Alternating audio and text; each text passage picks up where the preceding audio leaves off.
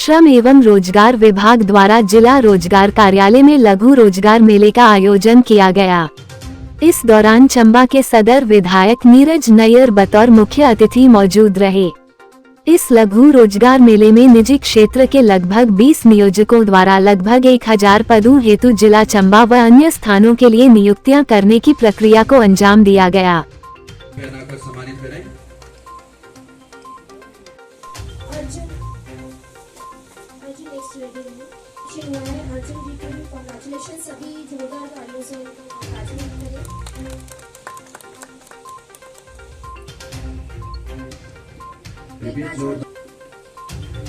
श्री नीरज नैयर जी का तहे दिल से स्वागत है और जितने भी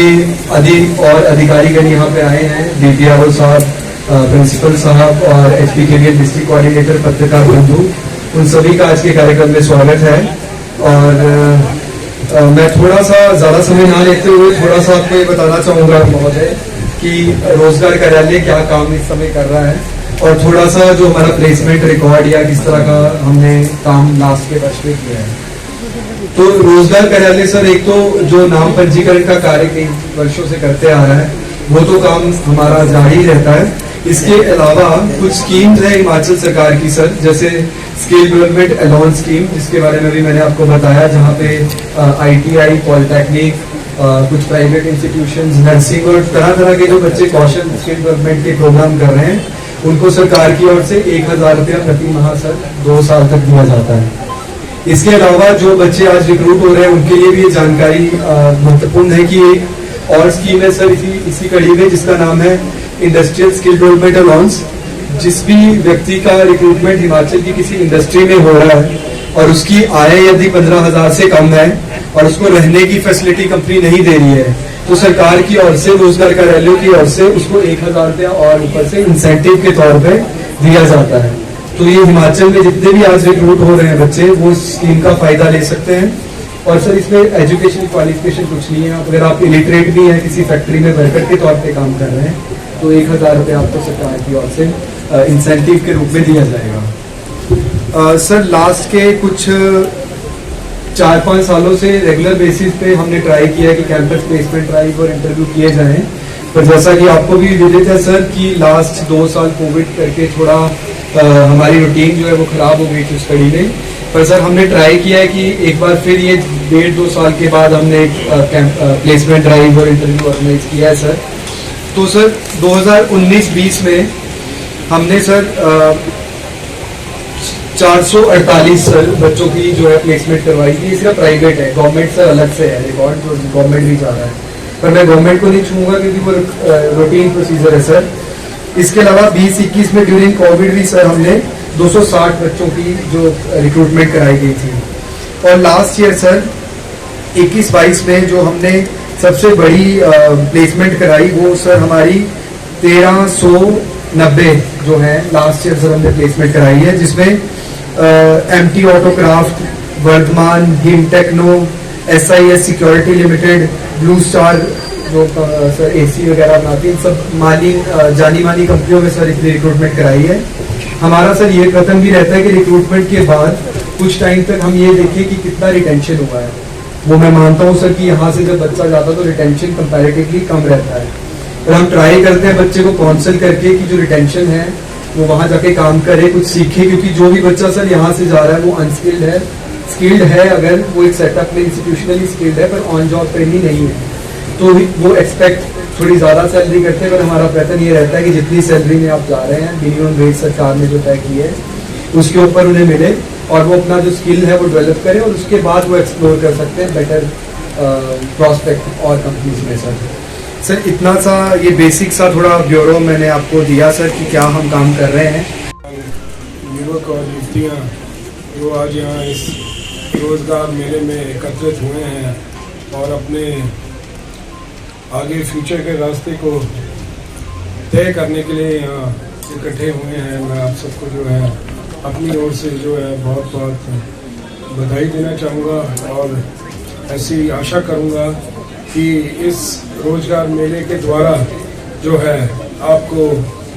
जो है रोजगार मिले और ये ज़रूरी नहीं है कि जितने भी लोग आए हैं सबको रोज़गार मिलेगा, लेकिन पार्टिसिपेशन की जो है एक बहुत ज़रूरी चीज़ है। और मेरे साथ मंच आसीन जिला रोजगार अधिकारी अरविंद सिंह चौहान जी, जिला लोक संपर्क अधिकारी श्री सुभाष चंद्र पटोल जी, हमारे प्रिंसिपल ITI के विपिन शर्मा जी, हमारे दीपक जी जो कि HPKVL से हैं, और सम्मानित मेरे प्रेस के साथी और पूरे चंबा डिस्ट्रिक्ट से आए हुए यहाँ युवक और युवतियाँ जो आज यहाँ रोजगार पाने के लिए एकत्रित हो रहे हैं। मैं आपको बोलना चाहूँगा कि अभी पिछले 2-2.5 साल जो है पूरा देश और प्रदेश जो था वो कोरोना से ग्रस्त था, और नेचुरली जो रोजगार देने के लिए जो कंपनियां आई हैं वो कंपनियां भी काफी हद तक जो थी बंद थी काफी उनमें, और डिमांड और सप्लाई का जो गैप है वो बहुत ज्यादा एक तरीके से जो है घट गया था। और अब क्योंकि ऐसा लग रहा है कि हम कोरोना के इस महामारी से जो है हम एक तरीके से इस रेखा को जो है क्रॉस कर गए हैं,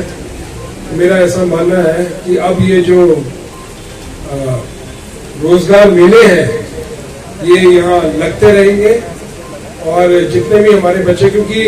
अभी तकरीबन 4-4.5 महीने हमारी सरकार बने हुए हैं और हमारे यशस्वी मुख्यमंत्री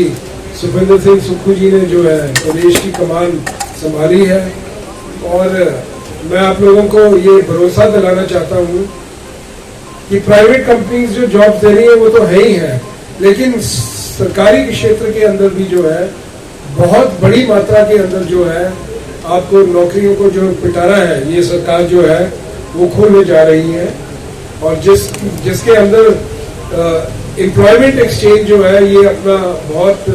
इम्पोर्टेंट रोल जो है वो अदा पहले भी करती थी और आगे भी जो है करेगी। आप लोगों को ज्ञात होगा कि अभी हमारी सरकार ने तकरीबन 5-5.5 हजार जो JBT और अन्य जो पद रिक्त पड़े हमारे स्कूलों के अंदर, काफी जो पद हैं वो खाली पड़े हैं, तो सरकार ने जो है उसकी नोटिफिकेशन भी की है और कैबिनेट के अंदर पास हुआ है कि आने वाले कुछ महीनों के अंदर जो है तकरीबन 5-5.5 हजार जो है पद जो है सरकारी पद जो है भरे जाएंगे। और अगर आप प्रदेश की बात करो तो तकरीबन 70,000 जो हमारे सरकारी पद हैं वो रिक्त पड़े हैं, लेकिन हमारी सरकार ने, हमारे यशस्वी मुख्यमंत्री जी ने एक प्रण लिया है कि आने वाले 1-2 सालों के अंदर हम कम से कम कोशिश करेंगे कि 20,000 पद जो है खाली पड़े हैं उनको हम भरें। और उसके अंदर सबसे पहले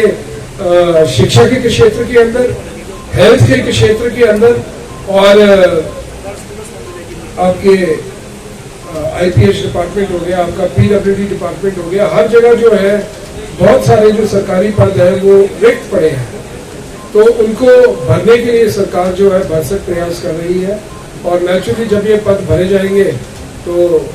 एम्प्लॉयमेंट जनरेशन होगी। और आज बड़ा अच्छा लगा यहाँ आके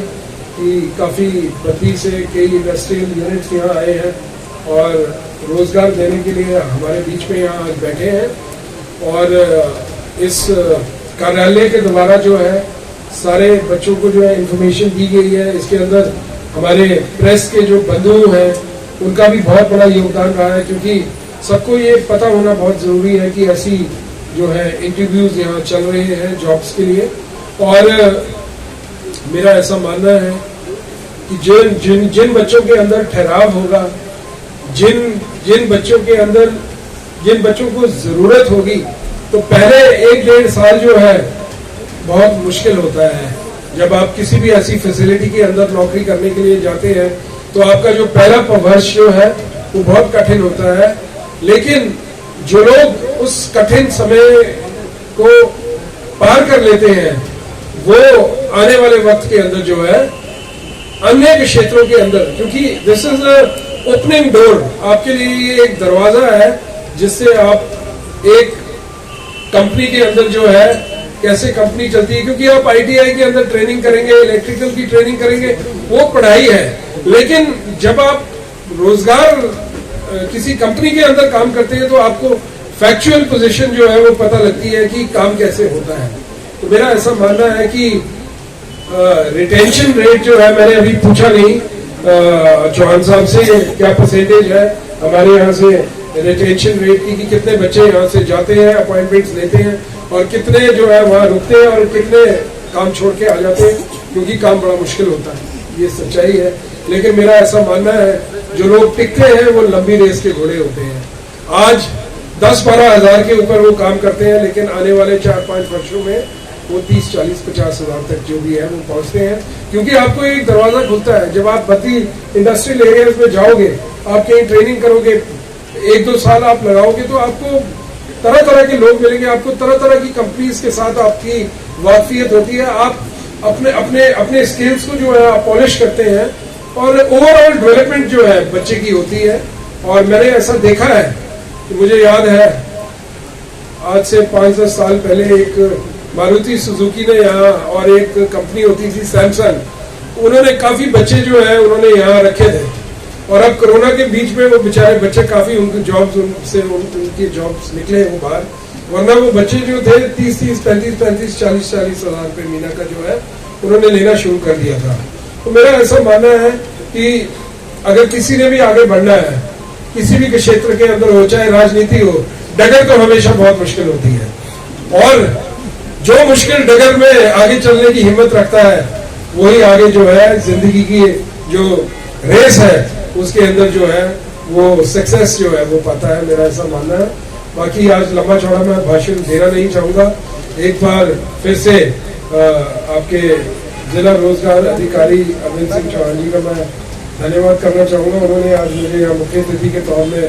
मुझे यहाँ बुलाया। हालांकि मैं यहाँ RTO के दफ्तर में और ये कई बार आया, मैं देखता भी रहता था। अब तो बहुत अच्छी बिल्डिंग आपकी यहाँ बनी है, और चौहान साहब, जहाँ तक आपको कभी मेरी कोई फैसिलिटेशन की जरूरत है, सरकारी लेवल पर आपको कोई काम है जिससे हमारे इलाके की तरक्की हो सकती है, जैसे आप बोल रहे थे कि कई कंपनीज इसलिए नहीं आती हैं कि उनको अकोमोडेशन की प्रॉब्लम है, तो आई विल टेल यू कि अगर कोई ऐसी आपके पास कभी कंपनीज आती है, थोक में आती है, अकोमोडेशन की प्रॉब्लम होगी, तो I can talk to the deputy commissioner, I can talk to the administration, ताकि जितने दिन वो लोग यहाँ रहे तो वो ठीक ढंग से रहे। और अगर वो यहाँ आ रहे हैं तो हमारे ही बच्चों को रोजगार देने के लिए आ रहे हैं, तो आई थिंक इतना तो हमारा बनता है कि अगर वो आए तो उनका जो रहने का और जो सारा सिस्टम है वो ठीक ढंग से हो। तो और भी अगर कोई